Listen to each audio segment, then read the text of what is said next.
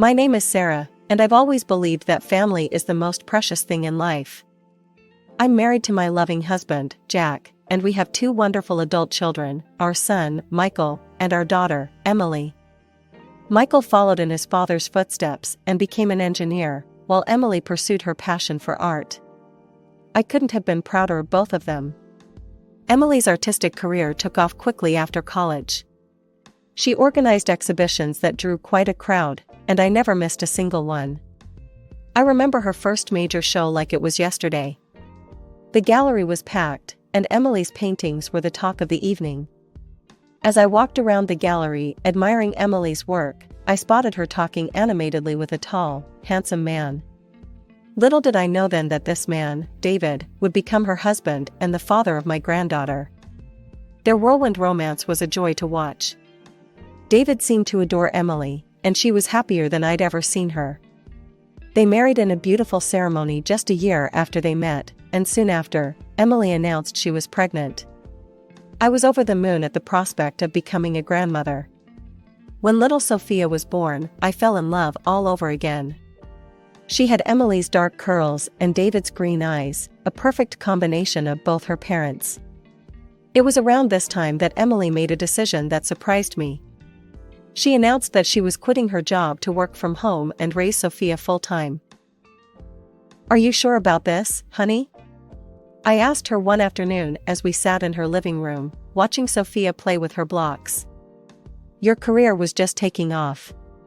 I'd be more than happy to help with Sophia if you want to keep working." Emily shook her head, a determined look in her eyes. "I appreciate the offer, Mom, but I want to do this myself. I'm ready to sacrifice my career for Sophia. She needs me right now." I couldn't quite shake the feeling that something was off about this decision, but I respected Emily's choice. After all, she was a grown woman capable of making her own decisions. As the months passed, I noticed that Emily became more distant. Our regular coffee dates became less frequent, and when I called, she always seemed to be busy. As Emily drifted away, I found myself spending more time with Michael and his wife, Lisa. When they had their son, Tommy, Lisa asked if I could help out as a nanny. Of course, I jumped at the chance. And so, I threw myself into my role as Tommy's nanny. It was exhausting but rewarding work, and it helped fill the void left by Emily's absence. Still, I couldn't help but wonder if Emily was upset about the time I was spending with Tommy. I wanted to talk to her about it, but she kept avoiding my calls and canceling our plans. As Christmas approached, I held on to hope that Emily would reach out. I imagined us all gathered around the tree, Sophia opening presents with wide-eyed wonder. But as the days ticked by, that hope began to fade. On Christmas Eve, I sent Emily a message. "Merry Christmas, sweetheart. We miss you and would love to see you tomorrow. Love, Mom." Hours passed, with no response. I tried to focus on the joy of having Michael, Lisa, and Tommy over, but Emily's absence cast a shadow over the festivities. Christmas morning came and still no word from Emily. As we sat around opening presents, I couldn't help but notice the empty spot where Emily, David, and Sophia should have been. "Mom, are you okay?" Michael asked, noticing my distraction. I forced a smile. "Of course, dear. Just thinking about how fast you've all grown up." But inside, I was seething. This wasn't just about missing a family gathering anymore. This was about crossing a line. After the presents were opened and the dinner was cleared away, I turned to Jack. "We need to go see Emily," I said firmly. "This has gone on long enough." Jack knew better than to argue when I used that tone. He nodded, and we began gathering gifts for Emily, David, and Sophia. As we pulled up to their house, I noticed that the curtains were drawn, and the Christmas lights that Emily usually put up were noticeably absent. My heart sank a little more. We approached the front door, arms laden with gifts. Jack rang the doorbell, and we waited. Seconds stretched into what felt like hours before we heard movement inside. The door creaked open, and there stood Emily. My heart nearly stopped at the sight of her. She looked different.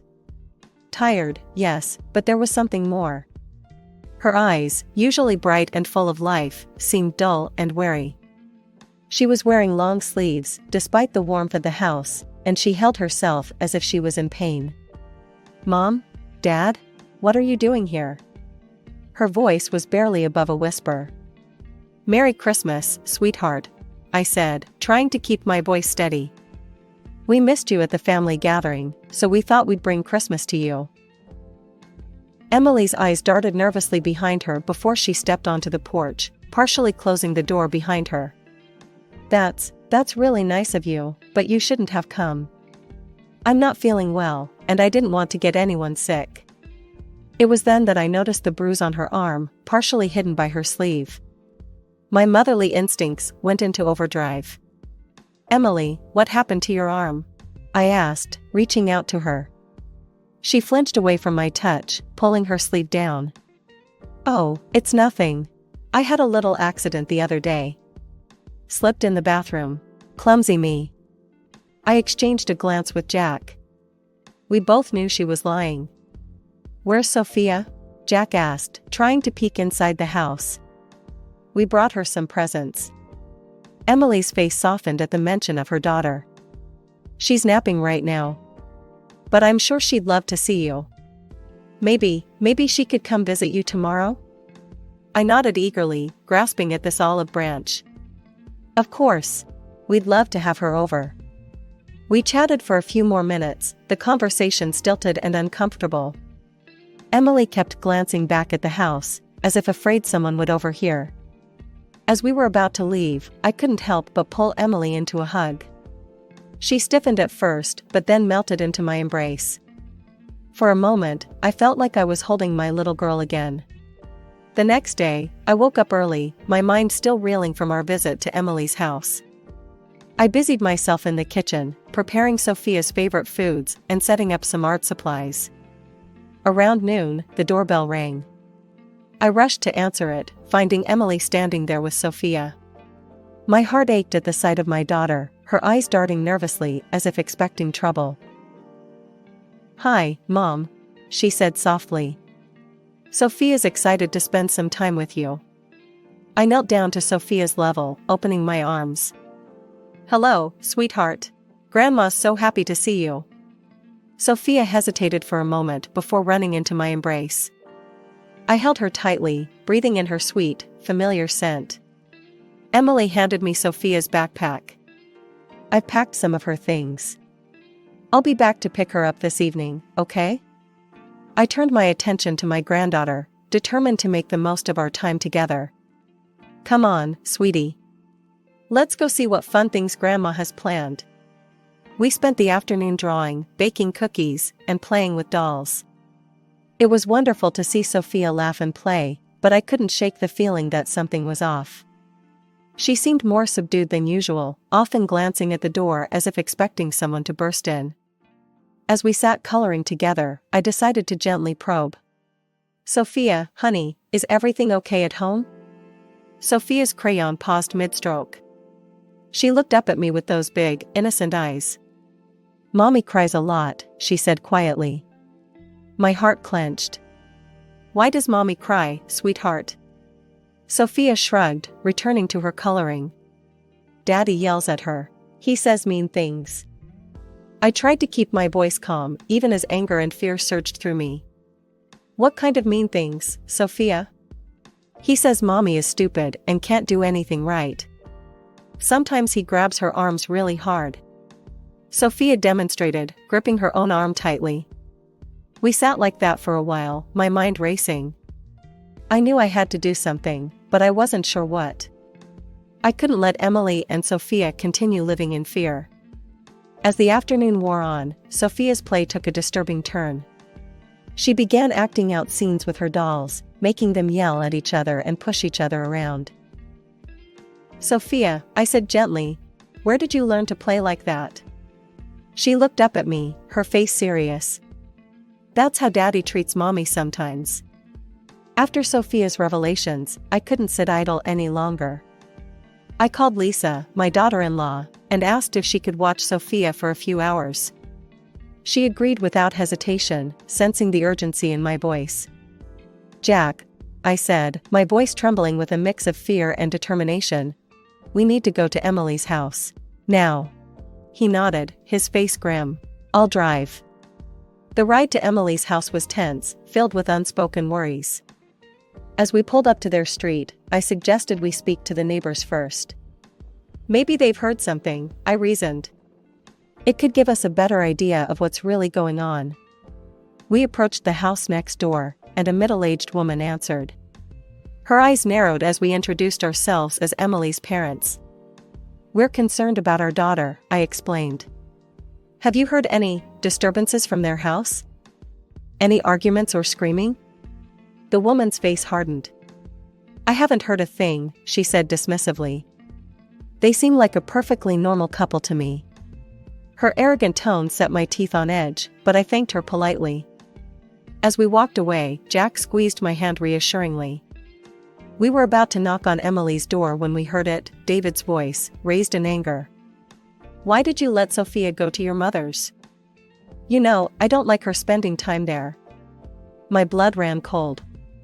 Jack and I exchanged a look of horror before I jabbed the doorbell, my heart pounding. The shouting abruptly stopped. Moments later, David opened the door, a pleasant smile plastered on his face. Sarah, Jack, what a surprise. What brings you here? He asked, his voice eerily calm. I peered past him, my eyes widening as I saw Emily struggling to her feet. Without a word, I pushed past David and rushed to my daughter's side. Emily, sweetheart, are you all right? I asked, checking her for visible injuries. She nodded weakly, avoiding my gaze. Anger surged through me as I turned to face David. How dare you treat my daughter like this? I hissed, my voice low and dangerous.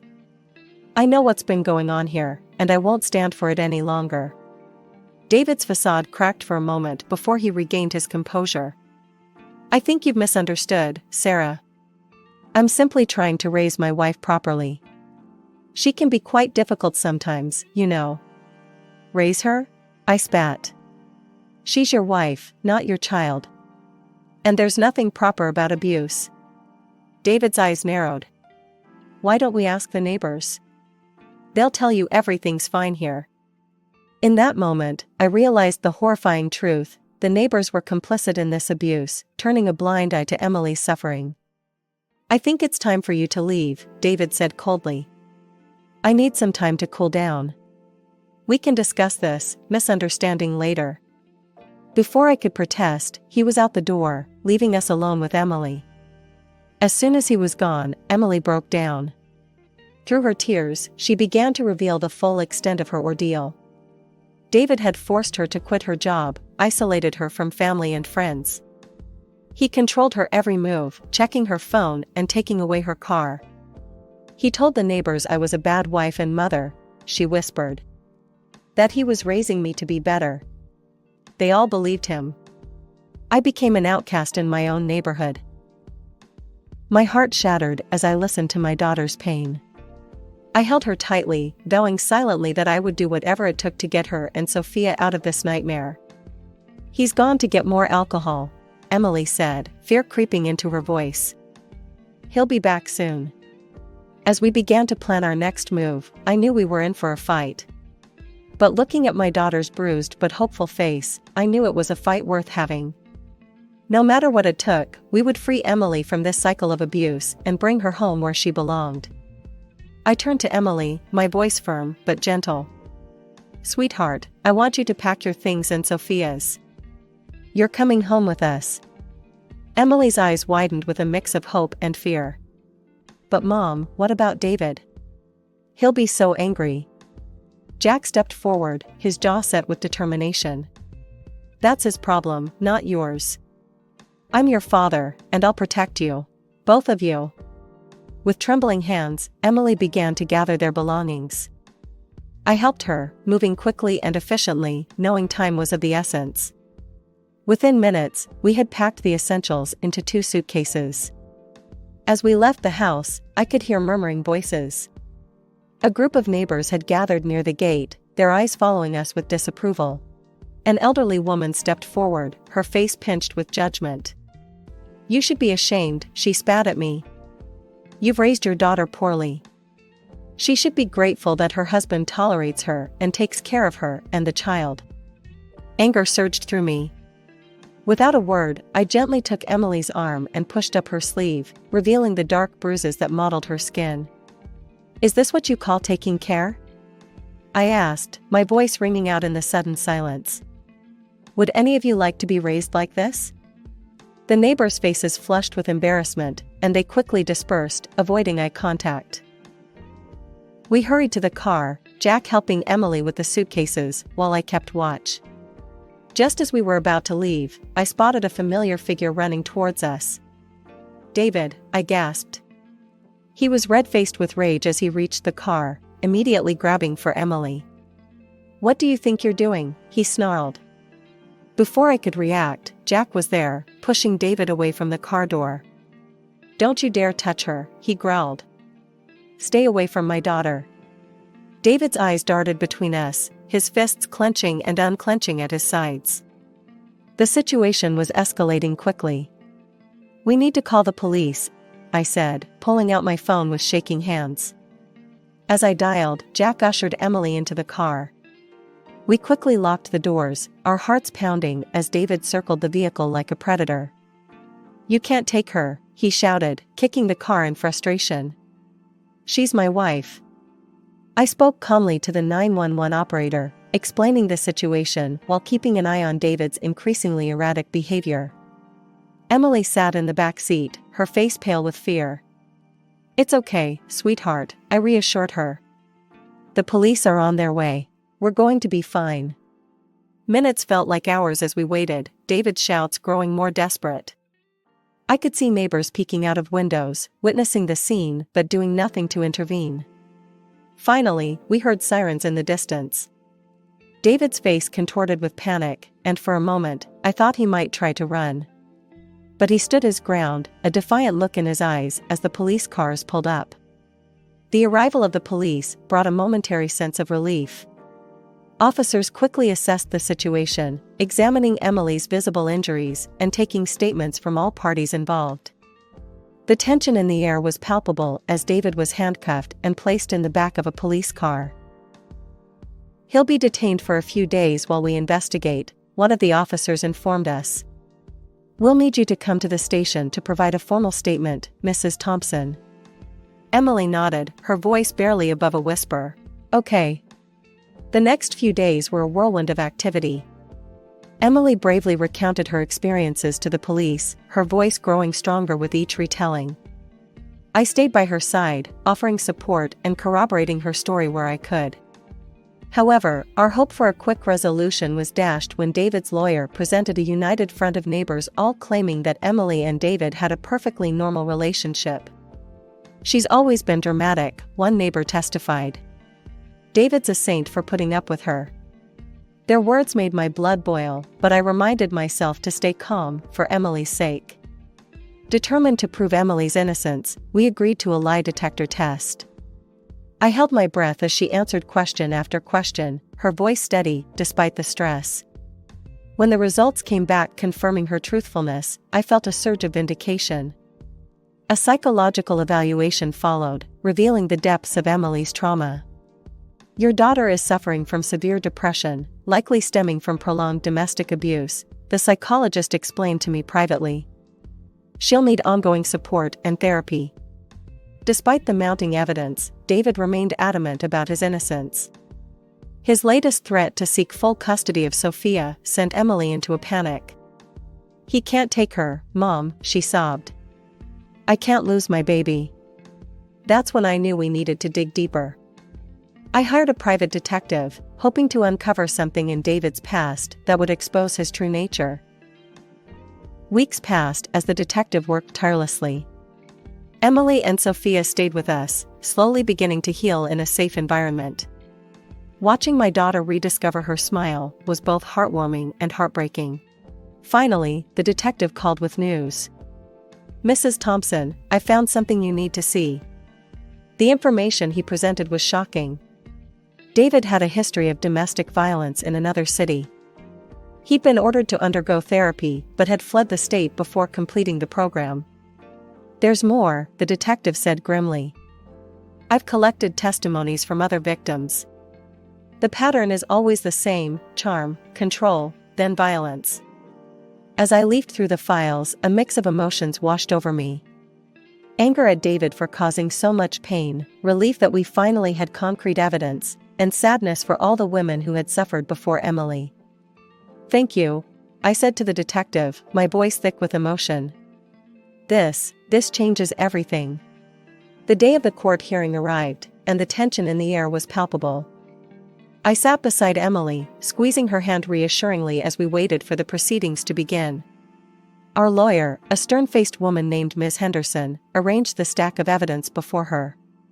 As the judge called the court to order, I could see David across the room, looking smug and confident. That confidence, however, began to waver as Ms. Henderson presented our case. "Your Honor," she began, "I'd like to present evidence of Mr. David Thompson's history of domestic abuse." One by one, she laid out the detective's findings, police reports from David's previous city, incomplete therapy records, and testimonies from past victims. David's lawyer objected vigorously, but the judge overruled him, allowing the evidence. Then came a moment that sent shockwaves through the courtroom. Ms. Henderson called forward a witness, Sarah, David's ex-girlfriend from 7 years ago. Sarah's voice trembled as she recounted her experiences. He would fly into rages over the smallest things.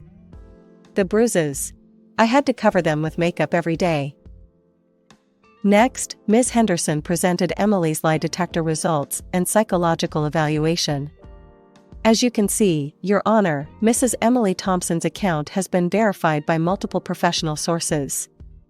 The coup de grace came in the form of voice messages David had left on Emily's phone. His threatening voice filled the courtroom. "If you ever try to leave me, I'll make sure you never see Sophia again." Just when I thought we'd presented everything, Ms. Henderson surprised us all. "Your Honor, we have one more witness. With the court's permission, I'd like to call Sophia Thompson to the stand, accompanied by her child psychologist." My heart clenched as I watched my 5-year-old granddaughter walk to the front of the courtroom, her small hand clasped in the psychologist's. Sophia's eyes were wide, but her voice was clear as she spoke. "Daddy would yell at Mommy a lot," she said. "He would push her and say mean things. It scared me." Then came the moment that left the entire courtroom in stunned silence. Sophia's psychologist presented a video to the court, a shaky, dimly lit clip that Sophia had recorded on her mother's phone one night when she'd been woken by shouting. In the video, David's enraged voice could be clearly heard, along with the sound of something shattering and Emily's frightened pleas. As the video ended, I could see tears in the judge's eyes. David sat slumped in his chair, all pretense of innocence gone. The judge's verdict came swiftly and decisively. David was sentenced to prison for domestic abuse, with mandatory counseling. Emily was granted a divorce, awarded 50% of their shared property, substantial financial compensation, and full custody of Sophia. David was barred from any contact with Sophia until she turned 18, and even then, only if she chose to see him. As the gavel fell, I felt a wave of relief wash over me. Emily collapsed into my arms, sobbing, not from fear this time, but from sheer relief. "It's over, Mom," she whispered. "It's finally over." As we left the courtroom, I saw David being led away in handcuffs. Our eyes met for a brief moment, and I saw something I never expected: regret. But it was too little, too late. As I stood in my kitchen, preparing a feast for our weekly family dinner, I couldn't help but smile. The house was filled with the cheerful noise of my grandchildren playing, the aroma of roasting chicken, and the gentle hum of conversation from the living room where Emily and Michael were catching up. It had been 6 months since the court hearing, and the change in our family was palpable. The dark cloud that had hung over us for so long had finally lifted, replaced by a warmth and joy that I had feared we might never experience again. Emily and Sophia had moved in with Jack and me after the trial. At first, I worried it might be challenging for all of us to adjust, but those fears quickly dissipated. Having them close allowed us to provide the support and love they needed to heal. Sophia, my brave little granddaughter, was making remarkable progress. The nightmares that had plagued her in the early days after leaving David had become less frequent. Now, more often than not, I would hear her giggling with her cousin Tommy as they played elaborate make-believe games. "Grandma, look!" Sophia called out, running into the kitchen with a drawing in her hand. "I made this for you." I wiped my hands on my apron and knelt down to examine her artwork. The page was filled with bright colors, a stark contrast to the dark, scribbled drawings she had produced in the months following the trial. This picture showed our family, stick figures with big smiles, standing in front of a yellow house with a rainbow arching overhead. "It's beautiful, sweetheart," I said, pulling her into a hug. "Why don't we hang it on the fridge?" As I stood up, I caught sight of Emily watching us from the doorway, a soft smile on her face. The change in her was just as remarkable as Sophia's. The haunted look in her eyes had faded, replaced by a spark of life that grew brighter each day. "Need any help, Mom?" she asked, stepping into the kitchen. "You can set the table if you'd like," I replied, gesturing to the stack of plates on the counter. As we worked side by side, I marveled at how natural it felt. These simple moments of domesticity, once taken for granted, now felt like precious gifts. Emily had started drawing again, something she hadn't done since the early days of her marriage to David. Her studio, once Jack's old office, was filled with canvases. I had watched her art evolve over the past months, mirroring her healing journey. The first pieces had been dark and chaotic, all harsh lines and somber colors. But gradually, light began to creep in. Now, her latest works were explosions of color and life. "I have some exciting news," Emily said as she laid out the silverware. "The gallery downtown wants to feature some of my new pieces in their upcoming show." "Oh, sweetheart, that's wonderful!" I exclaimed, pulling her into a hug. "I'm so proud of you."